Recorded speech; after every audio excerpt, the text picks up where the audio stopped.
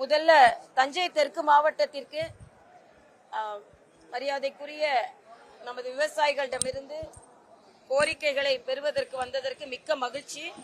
ஜனநாயக முறைப்படி எங்களது தேர்தல் அறிக்கை தயார் செய்யப்பட்டு கொண்டிருக்கிறது. அதனால இந்த நிகழ்ச்சிக்கு ஏற்பாடு செய்த தம்பி கருப்பு முருகானந்தம் அவர்களுக்கும், மரியாதைக்குரிய விவசாய அணி தலைவர் நாகராஜ் அவர்களுக்கும், இந்த பகுதியை சார்ந்த விவசாய அணி ரவிச்சந்திரன் அவர்களுக்கும், என்னோடு இங்கே இந்த நிகழ்ச்சிக்கு வந்திருக்கும் மன்னன் அர்ஜுன் மூர்த்தி அவர்களுக்கும், தங்கவேல் அவர்களுக்கும் மற்றும் எல்லோருக்கும் எனது வணக்கம்.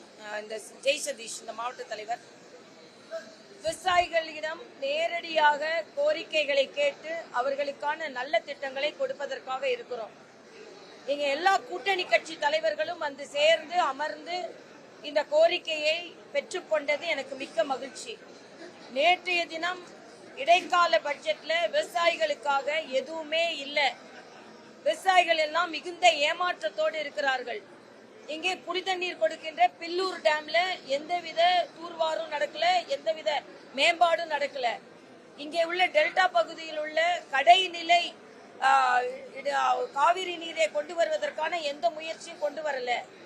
அதனால விவசாயிகள் எல்லாம் மிகுந்த பாதிப்புக்குள்ளாகி இருக்கிறார்கள். அவர்களோடு துணை நிற்பதற்காக நாங்கள் இங்கே வந்திருக்கிறோம்.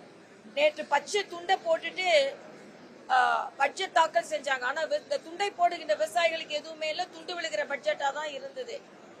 அதனால இன்றைய காலகட்டத்தில் தேசிய ஜனநாயக கூட்டணி ஆட்சிக்கு வர வேண்டும் என்பது மக்களின் விருப்பம்.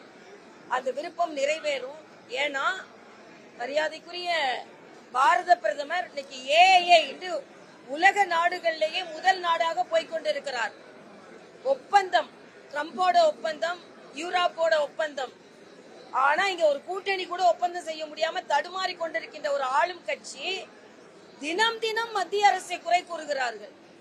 ஏன்னா அவங்க ஒத்துழைப்பு தரல என்று சொல்லிக் கொண்டிருக்கிறார்கள். நிதி நிர்வாகம், நிதி கொள்கை என்பது எல்லா மாநிலத்துக்கும் ஒன்றுதான்.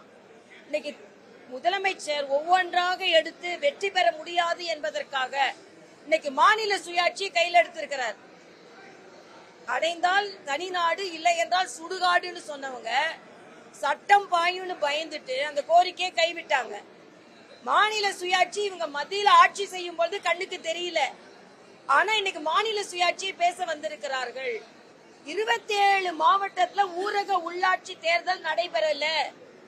அங்க உள்ளாட்சி மக்கள், பாமர மக்களின் பிரதிநிதிகள் இல்லாம அதிகாரிகளை வைத்து அதிகாரம் செய்து கொண்டிருக்கின்ற ஸ்டாலின் உள்ளாட்சி பிரதிநிதிகளுக்கு அதிகார பகிர்வை கொடுக்காதவரு மாநிலத்தோட சுயாட்சியை நான் வாங்க போறேன்னு சொல்றாரு.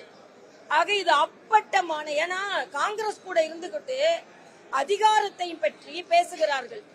இன்னைக்கு மரியாதைக்குரிய பாரத பிரதமர் எல்லா மாநிலங்களுக்கும் சமமா பகிர்ந்து கொடுத்துட்டு இருக்கிறாரு.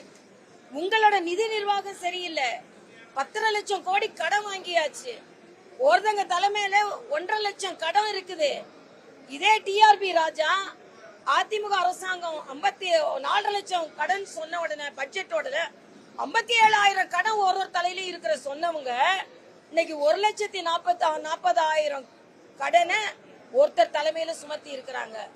அது மட்டும் இல்ல, உள்ளாட்சிகளுக்கு ஒரு வருஷமா தேர்தல் நடத்தாம அங்க உள்ள அதிகார பகிர்வு, அவர்களுக்கு உள்ளாட்சிகளுக்கு சுயாட்சி கொடுக்காம மாநில சுயாட்சியை முதலமைச்சர் கேட்கிறார் என்பது வேதனை வேதனை வேதனை.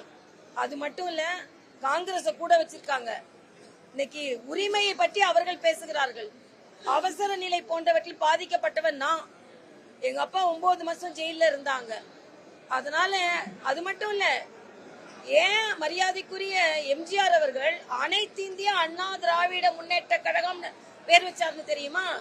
மாநில கட்சியெல்லாம் நசுக்க பார்த்தது அன்றைய இந்திரா காந்தி தலைமையில் உள்ள காங்கிரஸ்.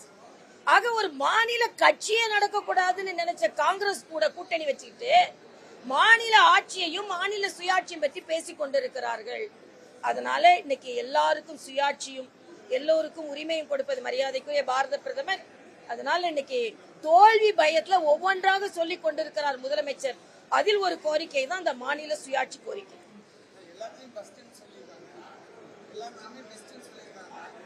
தமிழ்நாடு பெஸ்ட் தான், தமிழக ஆட்சி தான் பெஸ்ட் கிடையாது. தமிழ்நாடு, தமிழ் மக்கள் எப்பவுமே உழைப்பாளிகள், அவர்கள் நல்லா தான் வேலை செய்வாங்க. தமிழ்நாடு பெஸ்ட், ஆனா திமுக ஆட்சி பெஸ்ட். தாவேகாவுக்கு போனா வளர்ச்சி காங்கிரஸுக்கு அப்படின்னு சொல்லி காங்கிரஸ் கட்சி நிர்வாகிகளே சொல்றாங்க. திமுக வேண்டாம் அப்படின்னு. அதை எப்படி பாக்குறீங்க? நான் ஏற்கனவே சொல்லிட்டேன் ஆரம்ப நாள்ல, காங்கிரஸ்ல உள்ள நிறைய தலைவர்களுக்கு சூரியனை போய் கும்பிடுறதுக்கு பதிலா விசில் அடிக்கிறது தான் பிடிச்சிருக்கு. அதனால அவங்ககிட்ட போய் கேளுங்க. அது அவ்வளவுதான். நாங்க பலமா இருக்கிறோம். தேசிய ஜனநாயக இந்தியா கூட்டணியில கருத்து முடிவுகளை எடுக்கிறதுக்கு மம்தா பானர்ஜியும் ஸ்டாலின் தான் கரெக்டான தலைவர் அப்படின்னு சொல்லி சஞ்சய் ராவத் சொல்லியிருக்காரு. இதுல காங்கிரஸை சார்ந்தவர்களே தங்களுக்கு தலைவர்களே இல்லைன்னு ஒத்துக்கிறாங்களா, அங்க உள்ள இந்தி கூட்டணியே ஒத்துக்கிறாங்களான்னு எனக்கு தெரியல. எங்களை பொறுத்த மட்டும் இன்னைக்கு அந்த இங்க உள்ள கூட்டணிக்கு அவரால் தலைமை தாங்க முடியலையே, மாணிக் தாக்கூர் அடக்க முடியலையே. ஆக தமிழ்நாடு கூட்டணிக்கு தலைமை தாங்கிறதுக்கு பரிதவிச்சிட்டு இருக்காங்க. இன்னும் அகில இந்திய கூட்டணிக்கு தலைமை தாங்க போறாங்களா, அதெல்லாம் அவங்க கிட்ட கேளுங்க. அவ்வளவுதான். நாங்க பலமா இருக்கோம். அவ்வளவுதான்.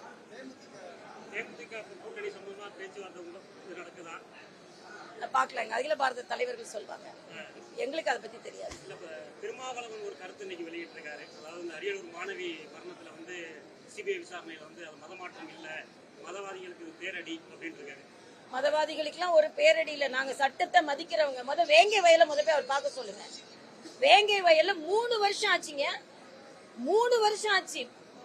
நலமாக தண்ணீர் குடிக்க வேண்டிய மக்கள் மலமாக தண்ணி குடிச்சிட்டு இருக்காங்க. அதனால நாங்க சட்டத்தை மதிக்கிறவங்க. சட்டத்துல ஒரு கருத்து வந்துருச்சுன்னா அதை நாங்க மதிக்கிறவங்க. ஆனா இன்னைக்கு நீங்க ஒரு மாவட்ட தலைவர், காங்கிரஸ் மாவட்ட தலைவர், இன்னைக்கு காங்கிரஸ் வச்சாலும் என்ன சொல்றாங்க, எனக்கு உரிமை இல்லையா, எனக்கு உங்க கட்சியை பத்தி, உங்க கட்சியில எப்படியும் சண்டை போடுறது உங்களோட தொழிலே, உங்களோட பேட்டர்னே ஃபேஷனே அதுதான். அதை பத்தி நாங்க கவலைப்படல. தமிழ்நாட்டுல எங்க கூட்டணியை பார்த்து திருப்பி அடிமை கூட்டணி, ஸ்லேவ்னு சொல்லிட்டு இருந்தீங்க. நீங்க தான் இன்னைக்கு அடிமை கூட்டணியா இருக்கீங்க நான் சொல்றேன். அதனால எனக்கு எதை பத்தியும் கவலை இல்லை. நாங்க வெற்றி பெற போகிறோம். அண்ணன் திருமாவளவன் அவங்க இன்னொன்னு சொல்றாரு. திருமாவளவன் அதிகாரத்தில் பங்கு கேட்பதில் தவறில்லை, பக்கத்திலேக்கு பாயசம் கேட்கிறாரு அவரு. அதனால அதை பத்தி கவலை இல்லைங்க. நாங்க பலமா இருக்கிறோங்க. அவ்வளவுதான் நான் சொல்றேன். நன்றிப்பா.